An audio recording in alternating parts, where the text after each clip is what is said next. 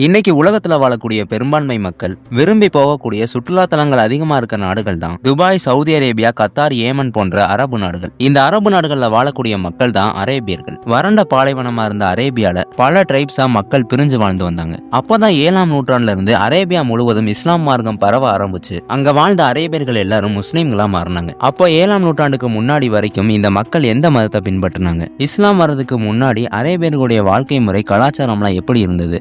ஒரு காலத்துல வறண்ட பாலைவனமா இருந்த அரேபியா இன்னைக்கு எப்படி பணக்கார நாடுகளா மாறுச்சு? இப்படி எல்லா சுவாரஸ்யமான விஷயங்களையும் வாங்க பார்க்கலாம்.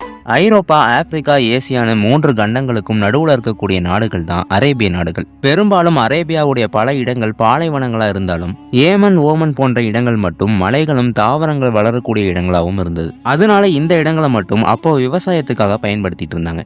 அதே மாதிரி அரேபியன் பெனின்சுலான்னு சொல்லக்கூடிய அரேபிய தீபகற்பத்துக்கு கிழக்கு பக்கம் ரெட் சீயும், மேற்கு பக்கம் பெர்சியன் கல்ஃப், அதே மாதிரி தெற்கு பக்கம் அரேபியன் சீனு, இப்படி முக்கியமான இடங்களை சுத்தி தான் அரேபியன் பெனின்சுலா இருக்கு. இதனால அப்பவே அரேபியா வர்த்தகம் பண்றதுக்கு முக்கியமான ஒரு இடமா இருந்திருக்கு. ஆசியா, ஆப்பிரிக்கா, ஐரோப்பான்னு எல்லா நாடுகள் கூடயும் அரேபியர்கள் வர்த்தகம் பண்ணியிருக்காங்க. அதுலயும் இந்தியர்கள், சீனர்கள் கூட ஸ்பைசஸ், சில்க் போன்ற பொருட்களை வணிகம் பண்ணியிருக்காங்க. அப்போ அரேபியர்களுடைய முக்கிய வணிக நகரங்களா பெட்ரா, பாமியராவும் முக்கியமா மெக்காவும் இருந்தது. இந்த வணிக தொழில் தான் அரேபியர்களுடைய முக்கியமான பொருளாதாரமா இருந்தது. ஒட்டகம், குதிரை போன்ற கால்நடைகளை தான் வணிகத்துக்காக பயன்படுத்தினாங்க. அதே மாதிரி அரேபியன் சி வழியா கடல் வணிகத்திலையும் அரேபியர்கள் பல நாடுகள் கூட தொடர்புல இருந்தாங்க.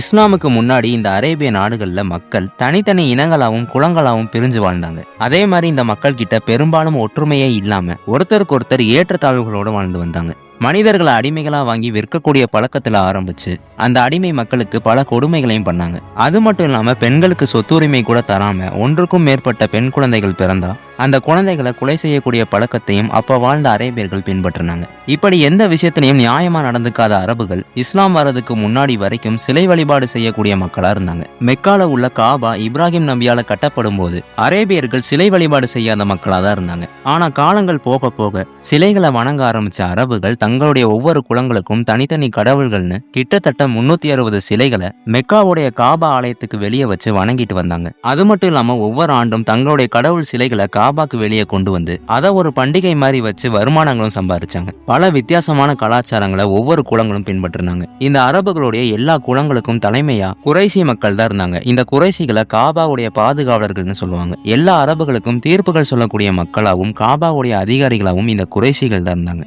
இப்படி அரபுகள் தங்களுக்குள்ளேயே தனித்தனியா 300க்கும் மேற்பட்ட சிலைகளை வணங்கினாலும் எல்லா அரபுகளும் வணங்கக்கூடிய முக்கியமான கடவுள்களா அல்லாத், அல் உசா, அல் மனாத்னு 3 பெண் சிலைகளை தான் அரேபியர்கள் வணங்கி வந்தாங்க. அது மட்டும் இல்லாம பல சடங்குகளை உருவாக்கி அந்த சடங்குகள் மூலியமா குளங்கள்ல தாழ்வா இருக்கக்கூடிய மக்களையும் அடிமைகளையும் பல கொடுமைகள் பண்ணாங்க. இப்படியே அரேபியர்கள் பல காலங்களா வாழ்ந்து வரும்போதுதான் ஒட்டுமொத்த அரபுகளுடைய தலையெழுத்தையே மாற்றக்கூடிய விதமா 6ஆம் நூற்றாண்டுல பிறந்தாரு இறை தூதர் முகமது நபி. சிறு வயதிலேயே தந்தையும் தாயும் இழந்த நபி அவர்கள் தன்னுடைய சிறிய தந்தை கூட வாழ்ந்து வந்தார். அரபுகளிலே பெரிய குலமான குறைசி குலத்துல பிறந்திருந்தாலும் நபி அவர்கள் மற்ற அரேபியர்கள் மாதிரி இல்லாம எல்லா மக்கள் கிட்டையும் சம உரிமையோடு பழகக்கூடிய ஒருத்தராக இருந்தார். தன்னுடைய 40வது வயதுல தான் முகமது நபி அவர்களுக்கு நபி பட்டம் கிடைக்குது. இதுக்கப்புறம் தான் ஒரே இறைவன் கொள்கையை பத்தி அரேபியர்கள்ட்ட சொல்லும் போது ஆரம்பத்துல அரபுகள்ட்ட இருந்து பல எதிர்ப்புகள் வர ஆரம்பிக்குது. அது மட்டும் இல்லாம இறை தூதர் முகமது நபி அவர்களுக்கும் பல கொடுமைகளை பண்ண ஆரம்பிக்கிறாங்க.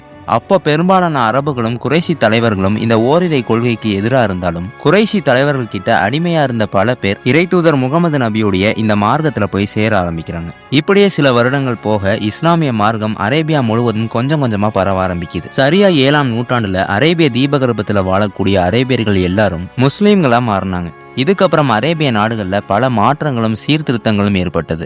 பல குலங்களா பிரிஞ்சிருந்த அரபுகள் எல்லாரும் ஒரே இறைவனை வணங்கக்கூடிய மக்களா மாறினாங்க. அதே மாதிரி ஒரு காலத்துல அடிமைகளா பார்க்கப்பட்ட மக்கள் எல்லாரும் இப்போ அரபுகளுக்கு சரிசமமா சக மனிதரா மட்டுமே பார்க்கப்பட்டாங்க. அது மட்டும் இல்லாம பெண்களுக்கு சொத்துரிமை, மறுமணம் செய்யக்கூடிய உரிமை, பெண் குழந்தை பிறந்தாலே நற்செய்தின்னு சொல்ல ஆரம்பிச்சாங்க. உலகத்துல இதுவரைக்கும் வாழ்ந்த மனிதர்களுடைய வரலாற்றிலேயே மக்களிடையே அதிக தாக்கத்தையும் மாற்றங்களையும் ஏற்படுத்தின முதல் 100 மனிதர்கள் யாருன்னு ஆராய்ச்சியாளரான மைக்கேல் ஹெச்கார்ட்டும் அவருடைய டீமும் ஆய்வுகள் பண்ணி அந்த முதல் 100 சிறந்த மனிதர்களுடைய பெயர்களை வெளியிடுறாங்க. அதுல முதல் இடத்துல இருந்தது இறை தூதர் முகமது நபி அவர்கள். எதுக்காக இதுவரைக்கும் வாழ்ந்த மனிதர்களையே முதல் சிறந்த மனிதரா முகமது நபி அவர்களை சொல்றாங்கன்னா அரேபியா முழுவதும் இஸ்லாமிய மார்க்கத்துக்கு மாறினதுக்கு அப்புறம் அது வரைக்கும் மதினால தங்கி இருந்த முகமது நபி மெக்கா நகரத்துக்குள்ள போறாங்க. அங்க காபாக்கு வெளியே இருந்த எல்லா சிலைகளையும் அகற்றினதுக்கு அப்புறம் முகமது நபி அவர்கள் கூட சேர்ந்து எல்லா மக்களும் தொழுகை நடத்த முடிவு பண்றாங்க. அப்ப தொழுகை அழைப்பாளரை தேடும் போது அரேபியர்கள் அரேபியர்கள் கிட்ட ஒரு காலத்துல அடிமையா இருந்த கருப்பினத்தை சேர்ந்த பிலாலுங்கிற ஒருத்தரை போக சொல்றாரு. அவரும் காபாக்கு மேல ஏறி தொழுகை அழைப்பாளரா மக்கள் எல்லாரையும் தொழுகைக்கு அழைக்கிறாரு. இதை பார்த்து அங்க இருந்த உயர்ந்த குலத்தை சேர்ந்த அரேபியர்கள் எல்லாருமே ஆச்சரியப்பட்டாங்க. காரணம், ஒரு காலத்துல அடிமைகளா இருந்த இந்த மக்கள் இன்னைக்கு அரபுகளுக்கு சமமானவர்களா மாறிட்டாங்கன்னு எல்லாரும் ஆச்சரியப்பட்டாங்க. இது மட்டும் இல்லாம அரபுகளுக்கு முன்னாடி கூட அடிமைகள் உட்காந்து சாப்பிடக்கூடாதுன்னு சொன்ன காலத்துல இருந்து இப்போ அரபுகள் அடிமைகள்னு எந்த வேறுபாடுகளும் இல்லாம எல்லா மக்களும் ஒரே தட்டுல சாப்பிடக்கூடிய மாற்றத்தை முகமது நபி அவர்கள் தான் கொண்டு வந்தார். இதெல்லாம் விட ஒரு காலத்துல அடிமைகளா இருந்த மக்கள் கூடயே இப்போ சொந்தங்களா மாறக்கூடிய அளவுக்கு மக்கள் மனதில இருந்து ஏற்றத்தாழ்வுகளை வேரோட அழிச்சாரு. கருப்பர்கள், வெள்ளையர்கள், அரேபியர்கள், துருக்கியர்கள்னு எந்த ஒரு வேறுபாடும் இல்லாம இறைவனுக்கு முன்னாடி எல்லாரும் ஒண்ணுதாங்கிற கோட்பாடை கொண்டு வந்து பல கூறுகளா பிரிஞ்சிருந்த மக்கள் எல்லாரையும் ஒன்று சேர்த்து சகோதரத்துவத்தையும் அன்பையும் உருவாக்கி உலக மக்களிடையே மிகப்பெரிய தாக்கத்தை உருவாக்குனனாலதான் இதுவரைக்கும் வாழ்ந்த மனிதர்களே சிறந்த முதல் மனிதரா இறை தூதர் முகமது நபி அவர்களை சொன்னாங்க.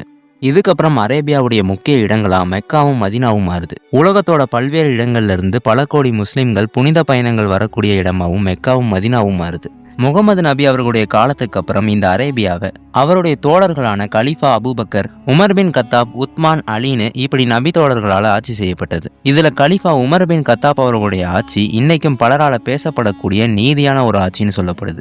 இந்த சவுதி அரேபியா இன்னைக்கும் உலக அளவுல முக்கியமான ஒரு இடமா தான் இருக்கு. காரணம், பல கோடி இஸ்லாமியர்கள் போகக்கூடிய மக்கா, மதினா போன்ற இடங்கள் இன்னைக்கும் இந்த சவுதி அரேபியாக்குள்ளதான் இருக்கு. ஓரிரை கொள்கை முகமது நபி அவர்களுக்கு அப்புறம் தான் அரேபிய நாடுகள்ல வந்ததான்னு கேட்டா அதுதான் இல்ல. உலகின் முதல் மனிதரா நம்பப்படும் ஆதம் அவர்களுடைய காலத்துல இருந்தே ஓரிரை கொள்கை உலகத்துல இருக்கு. அதனால அரேபியர்கள் மறந்து போயிருந்த ஓரிரை கொள்கையை தான் திரும்ப இறை தூதர் முகமது நபி அவர்கள் மூலியமா கொண்டு வரப்பட்டது.